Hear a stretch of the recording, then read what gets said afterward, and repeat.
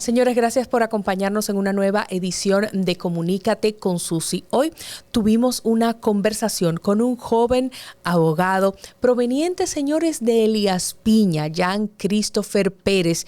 Él vino con una maleta cargada de sueños para la capital, fundó su firma y con su capacidad de tener esa sensibilidad con la gente, ha trabajado en casos sumamente importantes que ustedes seguro que lo han visto en medios de comunicación.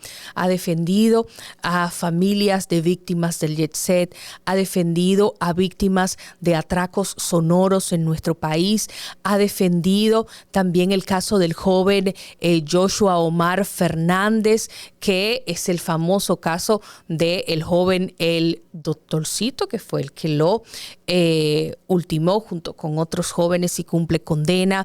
Ha trabajado en el caso del cobro injusto a pacientes con cáncer en hospitales públicos de República Dominicana. El caso de la madre también que falleció de cáncer y fue condenada por defender a sus hijas de un agresor sexual, y una gran cantidad de historias complejas que han tenido que ir a la justicia. El Premio Provincial de la Juventud Dominicana otorgado por el Ministerio de la Juventud. Vamos a ver lo que conversamos con él.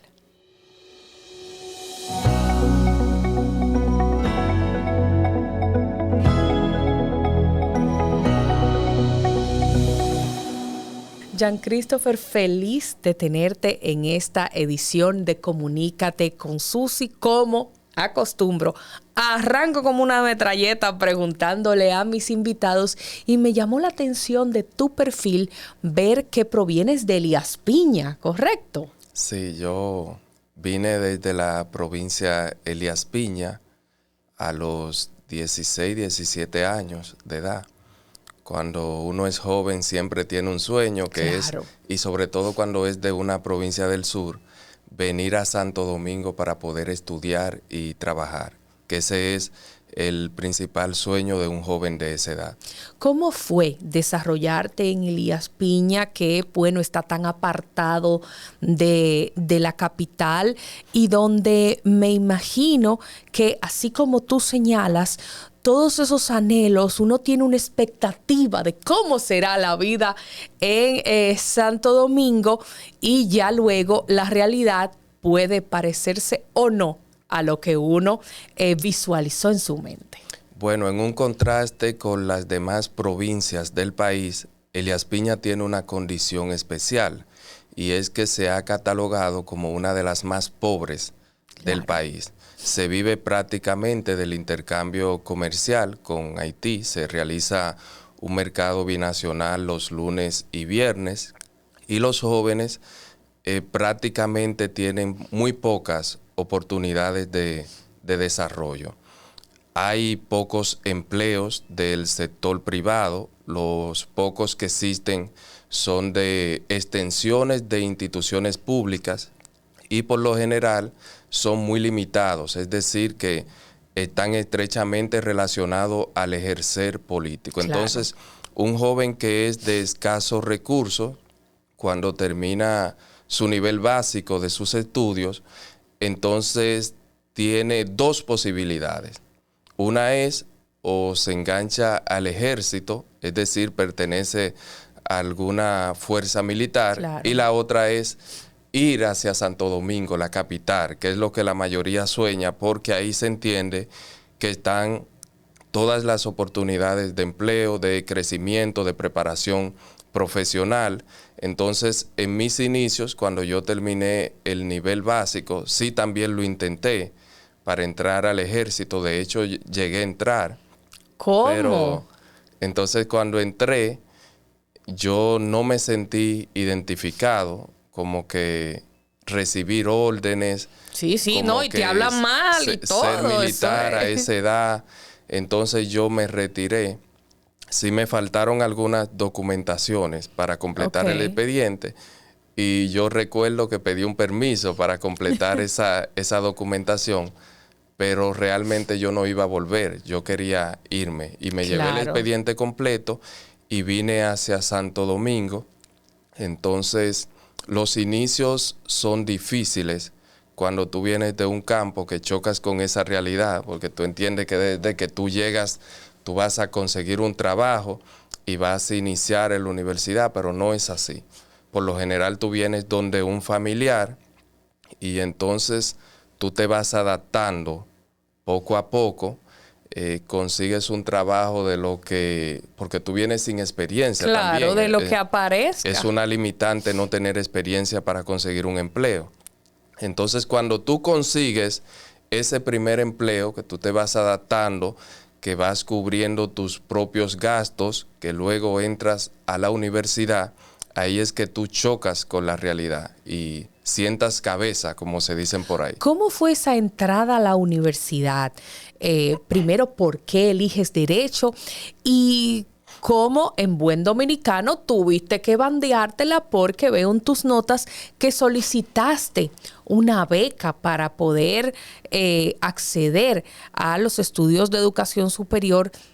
Y en ese momento no hubo condiciones para que fueras uno de los beneficiados. No sé si no había tantos recursos suficientes para darle a todos o si se necesitaba alguna conexión especial, como a veces pasa.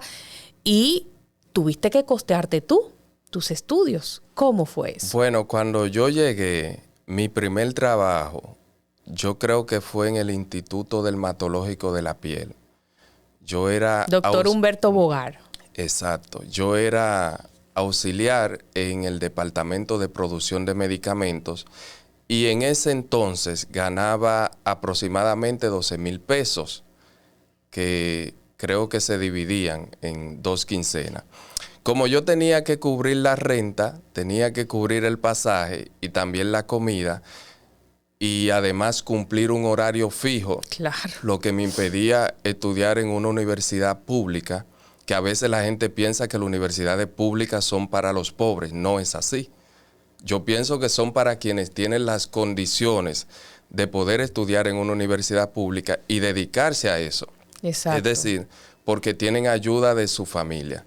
En el caso mío, yo tenía necesariamente que iniciar en una universidad privada, pero con ese sueldo no iba a poder costear esos estudios. Entonces, yo fui al Ministerio de la Juventud, alguien me recomendó y solicité una beca, hice todo el procedimiento, fui muchas veces a darle seguimiento, me decían, ven tal día, creo que en una ocasión inclusive me pusieron a hablar con el director del departamento de becas y me dijo, ya eso está casi resuelto. Ay, eso cuenta. Y pasaron algunos meses y yo vi que entonces no llegaba esa respuesta. Entonces me senté a analizar. Pero yo jugaba fútbol en la provincia de Elías Piña y todas las universidades tienen como un departamento un equipo de deportes. Entonces, Unicaribe tenía un equipo de deportes. Yo entré inicialmente costeando la carrera con mucho esfuerzo, pero luego entonces entré al equipo de fútbol de la Universidad del Caribe y ahí entonces me dieron la beca. ¡Qué bien! Y fíjate. Ahí fue que pude completar esa carrera. Claro. Como los deportes también abren puertas en los estudios. Sí, yo lo vi como un puente. Claro que sí. Que Unicaribe no me escuche, porque ciertamente me gustaba el deporte, me gustaba el fútbol, pero se me abrió esa oportunidad y yo la aproveché. Se supone que el objetivo de toda universidad es que los estudiantes salgan profesionales de allí, que obviamente les interese la parte deportiva, sí, van a formar parte de un equipo, pero nunca perdiendo el norte, que la academia se supone debe ser lo principal. Y me llama mucho la atención porque este tipo de casos regularmente lo vemos en naciones como los Estados Unidos. No estamos acostumbrados a oír este tipo de experiencias en República Dominicana. Sí, entonces ya cuando yo vine a Santo Domingo, yo tenía definida la carrera que quería estudiar, y la cual surgió a raíz de una situación personal. Cuando yo vivía en Elías Piña, que tenía alrededor de 14 años, y fue que yo perdí un hermano Wow. a causa de un conflicto con unos muchachos que eran de la calle. Entonces ellos le quitaron la vida con 2 disparos y yo de alguna u otra manera comencé a participar en el proceso judicial.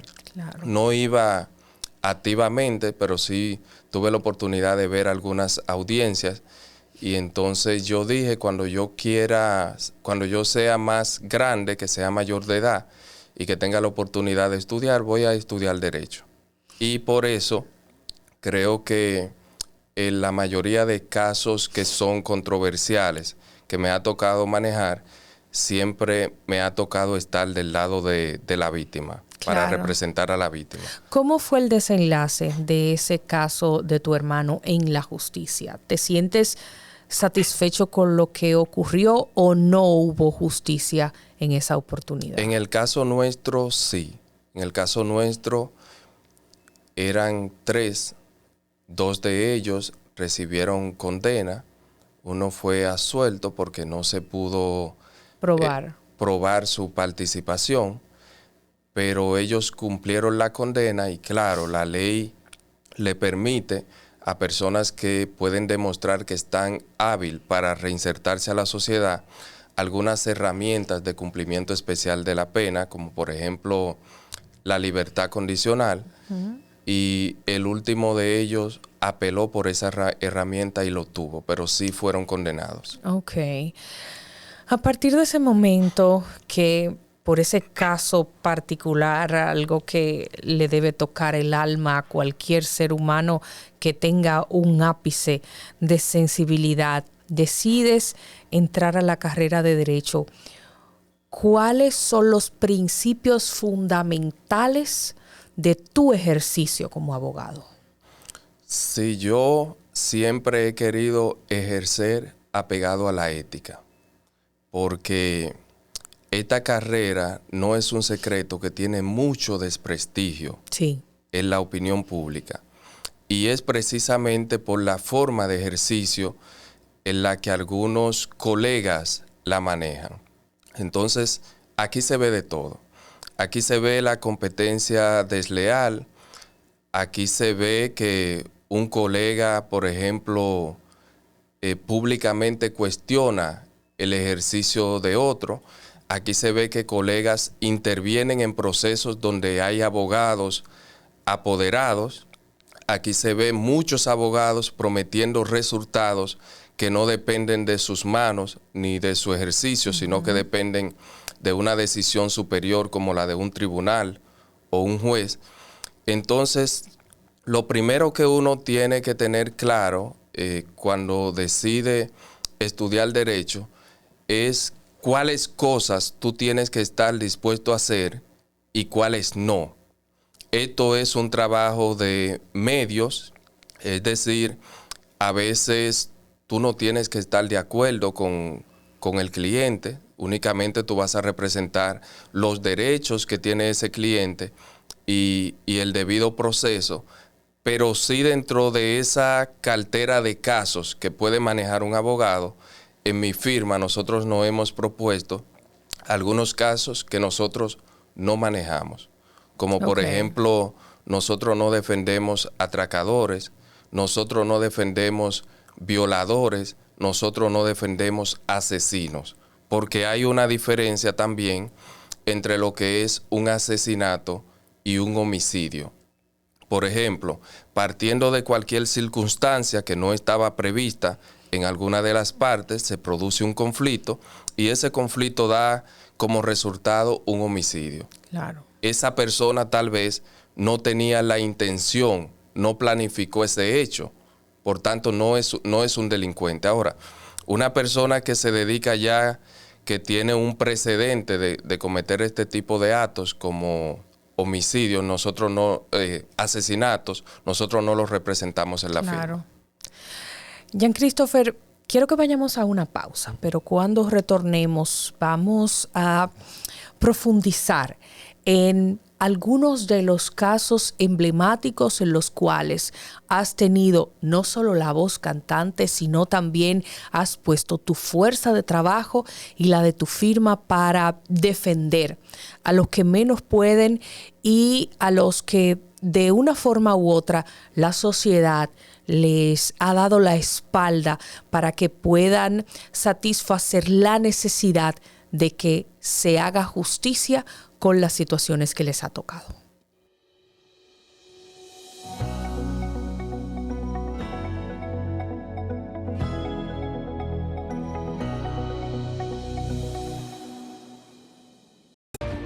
Resaltamos la manufactura dominicana con el sello que nos une, las manos que lo fabrican, la fuerza de la industria y el apoyo del consumidor, agregando valor a lo hecho en el país, ampliando y promoviendo la producción dominicana, colaborando con la creación de más y mejores empleos y posicionando la industria dominicana en los mercados internacionales. Hecho en República Dominicana.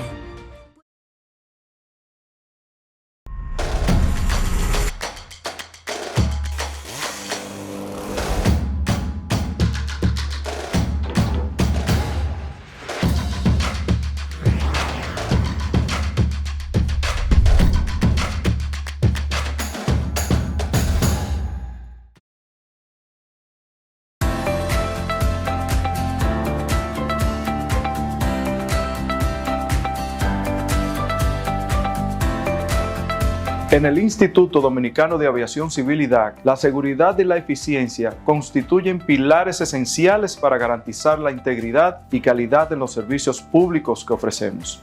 Nos mantenemos firmemente comprometidos con la capacitación continua de nuestros colaboradores, fortaleciendo sus habilidades y conocimientos para responder con excelencia a las exigencias del sector aeronáutico. Promovemos una cultura de excelencia y mejora constante, orientada a ofrecer servicios de la más alta calidad que superen las expectativas de nuestros usuarios. Juntos hacemos posible el cambio. En el IDAC seguimos cumpliendo con la excelencia.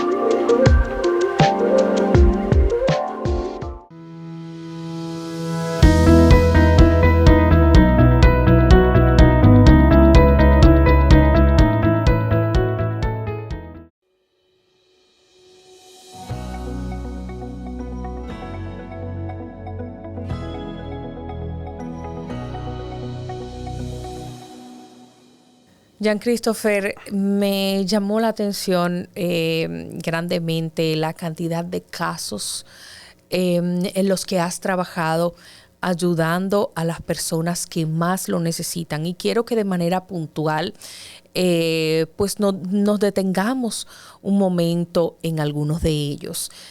Quiero iniciar con que nos expliques todo lo que tiene que ver con el caso del INCAR, del cobro indebido a pacientes con cáncer y cómo se manejó este caso y los resultados del mismo. Sí, ese caso surgió a raíz de Dayana Reynoso, que fue una joven que fue condenada a 5 años de prisión por un conflicto que tuvo con su expareja cuando ésta la encontró abusando sexualmente de sus niñas menores de edad. Sí, lo recuerdo. Entonces, ellos pelearon, hubieron agresiones físicas, se llamó al 911, se hizo un levantamiento y Dayana Reynoso terminó condenada a 5 años, mientras el agresor sexual terminó absuelto por falta de pruebas. Wow. Este caso llamó mucho la atención y por eso nosotros desde la firma decidimos representarla, porque cuando evaluamos las pruebas con las que fue condenada Dayana, había un informe psicológico, cámara GESER, que se le realizó a las menores de edad, y un informe ginecológico. El informe ginecológico determinó que las niñas habían sido abusadas sexualmente, penetradas, inclusive con desgarres vaginal. El informe psicológico determinó quién fue la persona que abusó sexualmente de estas menores. Inclusive, estas menores fueron tan específicas que describieron las características físicas de este agresor, con su nombre, con los rasgos, y esta persona fue sometida, pero con estas mismas pruebas fue absuelto, mientras Dayana Reynoso fue condenada a 5 años. O sea que hay una inconsistencia. Exacto. No obstante eso, durante el cumplimiento de la pena, ella desarrolló un cáncer etapa 3 dentro del penal, un cáncer pélvico. Nosotros sabemos que este tipo de cáncer, para que llegue a etapa 3, tiene que haber demasiado descuido o pocas revisiones. Cuando existen protocolos de revisión médica que tienen que aplicarse en la cárcel con todas las internas. Eso no se estaba haciendo evidentemente. Entonces nosotros asumimos su defensa, le conseguimos un régimen especial de cumplimiento de la pena frente a un juez de ejecución, la ponemos en libertad y la ponemos en el INCAR para que ella reciba su tratamiento. Cuando esto ocurre, nosotros nos reunimos con el director del INCAR y él hace sus evaluaciones, presenta un diagnóstico y nos dice que de cáncer ella no se iba a morir siempre y cuando pudiera recibir esos tratamientos de manera oportuna. Se inició el tratamiento. En ese momento el caso estaba muy controversial y toda la opinión pública tenía conocimiento. ¿Qué pasa? Que alrededor de unos meses de ella recibir esos tratamientos, comenzaron a surgir descuidos. Es decir, si ella tenía programada una sesión para hoy, eso no estaba listo, porque no estaban las autorizaciones, porque no estaban los medicamentos, y eso tenía que posponerse por 2 semanas y hasta por un mes.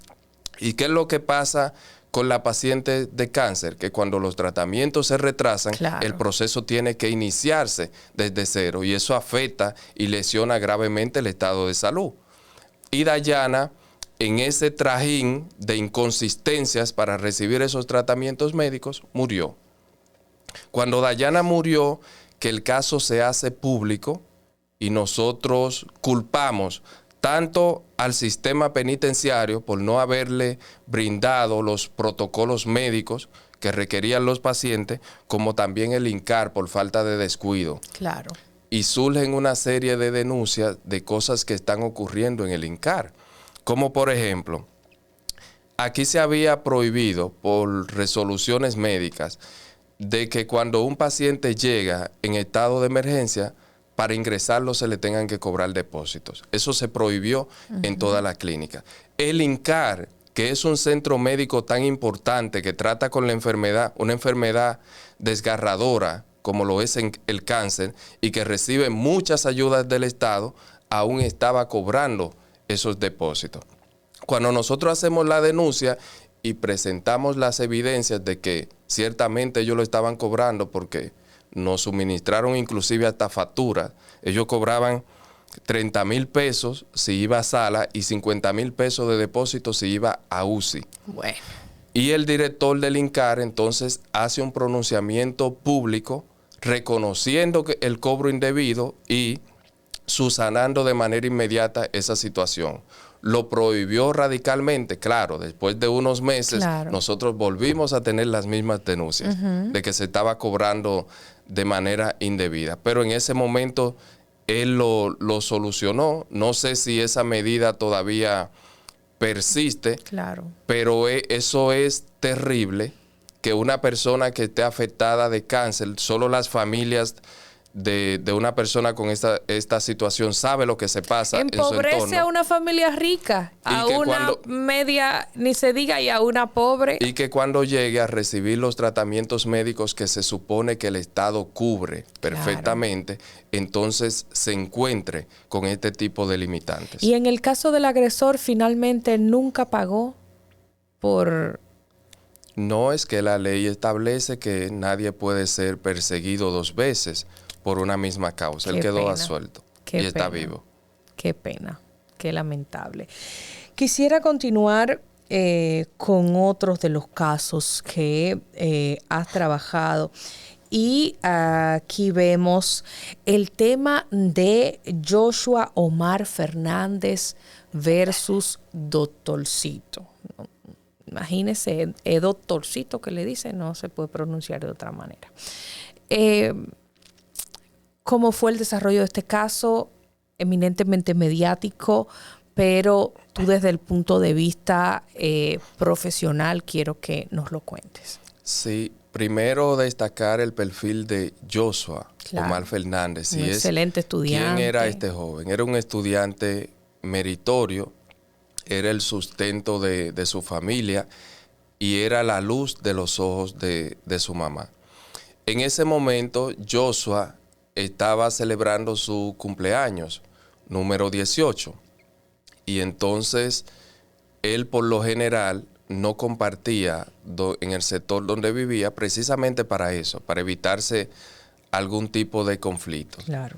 Entonces, ese día, Joshua comparte en una discoteca que está en el Naco, que se llamaba en ese entonces Kiss Bar, y precisamente va a ese lugar porque se entendía que las personas que iban ahí pues eran decentes por la ubicación de esa discoteca.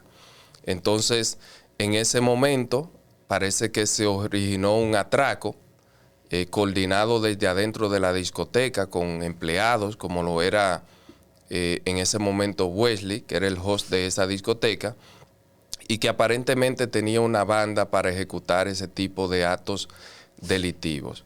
En horas en que tocaba cerrar ya ese establecimiento comercial, entonces él se comunica con algunos miembros de la banda, quienes asisten en un carro y comienzan a realizar un atraco. Ellos están atracando a 3 personas que se encontraban en las afueras de la discoteca esperando un taxi. Pero cuando los que van saliendo de la discoteca se dan cuenta, comenzaron a vociferar. Inclusive lanzaron una botella. Joshua, que se encuentra del otro lado, donde se está ejecutando el atraco, cuando ve que lanzan la botella, corre hacia su vehículo para protegerse. Nosotros entendemos, y fue la teoría que mantuvimos dentro del proceso, que los atracadores pensaron que él iba a entrar al vehículo a buscar un arma de fuego y le dispararon. Y el amigo de Joshua, que también había entrado al vehículo, cuando ve que Joshua se le recuesta de un lado y ve la sangre, entonces ahí es que se da cuenta que lo habían asesinado. Nosotros asumimos ese caso cuando todavía no había salido a la opinión pública, no porque por las personas que se encontraban involucradas, sino porque ya habíamos manejado algunas causas solidarias y eso era de conocimiento de algunos miembros de la prensa. Entonces, en ese momento, cuando se iba a conocer la medida de coerción, la madre de Joshua, la señora Bertina, no tenía abogado y no le estaban permitiendo acceder a las audiencias. Entonces, un amigo periodista me llamó y me dijo: aquí hay una señora que le mataron a su hijo y ella no tiene abogado, para ver si tú la puedes ayudar a conocer la medida. Entonces yo estaba en un compromiso y le dije: claro, dile que me espere ahí, que yo llego en unos minutos. Cuando yo llegué, que comienzo a analizar el expediente, que lo solicitamos porque tampoco se lo habían entregado a ella, entonces ahí es que nosotros verificamos los nombres de los involucrados e iniciamos la representación. El estatus actual de este caso, ya sabemos que han habido condenas y demás. ¿Qué puede esperar la sociedad dominicana de pues lo que se determinó y del tiempo que resta para cumplir condena sobre esto. Sí, ellos fueron condenados por el segundo tribunal colegiado con las penas de 30, 20 y 15 años. Fueron a la corte a apelar esa sentencia del segundo tribunal colegiado, la corte la ratificó y luego fueron a la Suprema Corte de Justicia y la Suprema Corte de Justicia también confirmó esa decisión de primer grado, de manera que esa sentencia adquirió la cosa irrevocablemente juzgada y ya es definitiva y ellos tendrán que cumplir estas penas. De los casos que has llevado, ¿cuál te ha impactado más? Porque aparte de estos dos que hemos mencionado, vi una cantidad de otros casos en tu perfil, como el tema de una joven que fue asesinada en un hotel por su pareja o expareja.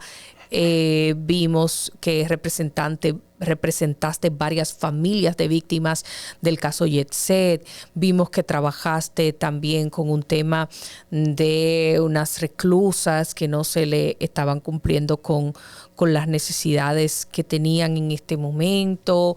Vimos que has trabajado con algunos casos de atracos que han impactado negativamente el país. ¿Cuál tú dirías que ha sido el caso que personalmente más te has sentido tocado por el mismo? Mira, con esa serie de casos que han sido mediáticos, todos me han impactado. Pero claro, hay uno que un poquito más, como por ejemplo el caso de Dayana Reynoso, porque en el caso de Dayana yo pude establecer una relación abogado a cliente. Claro. Y ella, inclusive después de salir de la cárcel, recibir su tratamiento, ella estaba muy positiva.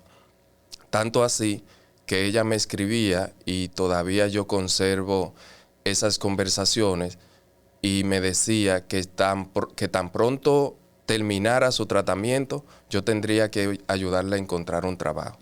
Es decir, que ella tenía muchas expectativas de vivir y de salir adelante con sus hijas menores de edad. Fue una noticia que me tomó por sorpresa y obviamente quedé muy impactado, pero también el caso de Joshua Omar Fernández, porque en Joshua yo me identifiqué. Y en la señora Bertina de Sena yo pude ver a mi madre y pude sentir lo que pudo haber sentido mi madre si eso me hubiese ocurrido a mí. Claro. O si le hubiese ocurrido a cualquier joven de la sociedad que sea serio, que sea de buenos valores y principios, como lo era Joshua Omar Fernández. El impacto o la influencia de los medios de comunicación en los casos que deben ir a la justicia. ¿Es positivo o es negativo que se estén dilucidando los casos en los medios? A mi juicio es positivo. Okay. Es positivo porque lo que se ha visto aquí es que el sistema de justicia tiene muchas deficiencias, como también lo tiene el Ministerio Público como órgano persecutor de la política criminal del Estado.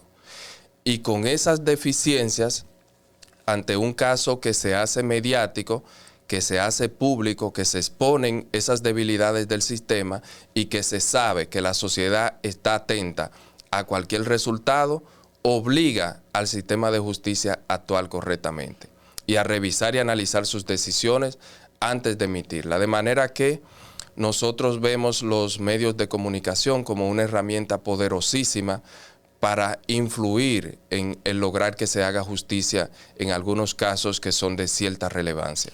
Ya desde un ámbito un poco más personal, vemos que tienes el PIN del Premio Nacional de la Juventud. ¿Qué ha representado esto para ti? Bueno, es una distinción. Yo lo tuve a nivel provincial, no nacional. Pero yo promuevo eso en la juventud, que aquí hay muchos talentos, aquí hay muchos jóvenes preparados. Es la primera vez que participo en un premio como este y tuve la oportunidad de ver la cantidad de talentos que hay en República Dominicana en todos los sectores. Así es. Tanto en la medicina como en el sector empresarial, en el sector político y religioso, en el sector de la abogacía, que hay muchos talentos. Entonces, eso hay que promoverlo porque la sociedad tiene futuro con esos jóvenes que están influyendo positivamente en que la sociedad sea mejor. ¿Cuáles son tus aspiraciones en materia profesional? Vemos que sigues siempre defendiendo a quienes más lo necesitan, pero pues todos los profesionales del derecho tienen un norte, un escalafón al que quieren ascender. ¿Qué quieres que se plasme sobre ti, sobre tu trabajo en la sociedad de cara a los próximos años? Bueno, si en algún momento yo me retiro del ejercicio profesional, yo quiero que mi paso por esa trayectoria sea recordado como alguien que dignificó el ejercicio y que trató de demostrar que hay muchos abogados también serios y que la carrera de derecho sirve para ayudar, para influir, para lograr justicia, lejos de alguna percepción negativa que se ha creado. Es decir, que nosotros o yo quisiera que mi paso en el ejercicio profesional sirva de ejemplo para otros jóvenes que tienen pensado o que están estudiando esta carrera de derecho y que otros jóvenes también estudiantes de alguna universidad vean nuestra firma de abogado como una casa idónea para realizar su pasantía, que hasta ahora hemos recibido muchísimas solicitudes de jóvenes que se sienten identificados con la manera en la que nosotros ejercemos la carrera y quieren hacer la pasantía en nuestra firma de abogado. Para nosotros eso es un honor. Háblanos un poquito de tu firma, el nombre de la firma y no solo el concepto en sí, sino para ti, ¿cómo ha sido de ese joven que vino con tantos sueños desde Elías Piña a hacer su vida a pecho y pulmón en la capital a tener una firma de abogados aquí en Santo Domingo? Bueno, sobre el nombre, nosotros le pusimos porque éramos un grupo y estábamos pensando qué nombre elegir. Entonces, si no en asociación es difícil. Estudiamos dos factores. Okay. Primero, ¿por qué la gente busca un servicio legal? ¿Porque va a la firma o porque va al abogado? Claro. Obviamente busque el abogado. Yo quiero que fulano me represente. Y en ese sentido le pusimos mi nombre, además de que no sabíamos qué otro nombre elegir porque estaba difícil. Y no nos vamos a complicar, vamos a ponerle así mismo, Jean Christopher Pérez, SRL. Los principios son difíciles en el ejercicio empresarial, porque ya tú no eres solo abogado, ya tú eres administrador de una sociedad comercial, tienes que manejar empleados, tienes que estar al día con los impuestos. Ay, Dios mío, sí. Tienes que estar preparado que vengan otras demandas de gente que siente que tú le estás afectando sus intereses con tu ejercicio. Entonces ya la visión no es de un abogado, es amplia a nivel general. Pero también es una bonita experiencia porque uno se siente realizado y uno siente que está dejando huellas para el futuro. Finalmente, ¿con qué sueñas? Yo. Sí, tú. Bueno, yo quizás con envejecer tranquilo. A mí me gustan mucho los paisajes naturales, me gustan mucho las villas. Por ejemplo, una casa en la playa, que yo pueda, cuando me toque envejecer, tener esa tranquilidad. Claro, y sobre todo, para esa tranquilidad, la conciencia de haberlo hecho bien y de que nadie te va a ir a tocar la puerta de tu casa para decirte, tú, abogado, ahora eres el que tiene que rendir cuentas ante la justicia. Saber que tu paso por el ejercicio profesional ha sido tan correcto que esa villa que Dios te la va a mandar con su confianza puesta en Él, eso así será, la vas a poder disfrutar con la conciencia tranquila del cual su única preocupación es poder posar su cabeza sobre la almohada. Amén, amén. Muchísimas gracias. Gracias a ti por acompañarnos en esta edición de Comunícate con Susi. Para mí es un verdadero privilegio, siempre lo digo porque es una realidad, seleccionar a las personas que se van a sentar en esa silla porque sean quienes están representando sus respectivas generaciones de una manera limpia, de una manera inspiradora y de una manera que sirva de ejemplo para nuestro país. Gracias. Gracias a ti por esta invitación. Un placer. Un placer.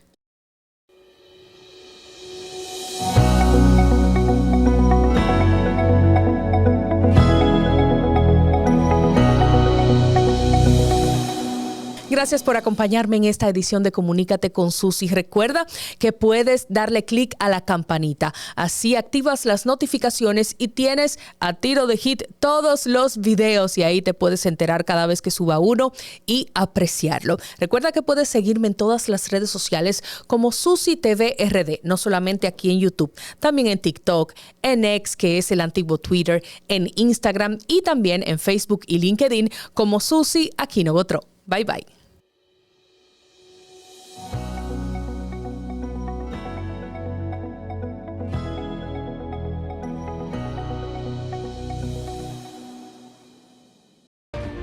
Resaltamos la manufactura dominicana con el sello que nos une, las manos que lo fabrican, la fuerza de la industria y el apoyo del consumidor, agregando valor a lo hecho en el país, ampliando y promoviendo la producción dominicana, colaborando con la creación de más y mejores empleos y posicionando la industria dominicana en los mercados internacionales.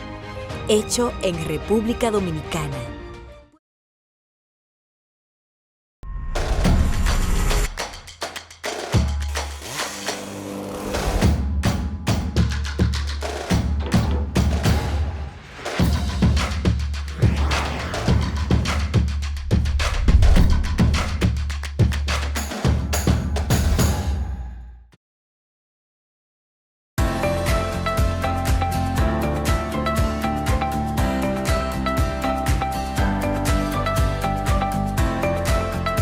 En el Instituto Dominicano de Aviación Civil IDAC, la seguridad y la eficiencia constituyen pilares esenciales para garantizar la integridad y calidad en los servicios públicos que ofrecemos. Nos mantenemos firmemente comprometidos con la capacitación continua de nuestros colaboradores, fortaleciendo sus habilidades y conocimientos para responder con excelencia a las exigencias del sector aeronáutico. Promovemos una cultura de excelencia y mejora constante, orientada a ofrecer servicios de la más alta calidad que superen las expectativas de nuestros usuarios. Juntos hacemos posible el cambio. En el IDAC seguimos cumpliendo con la excelencia.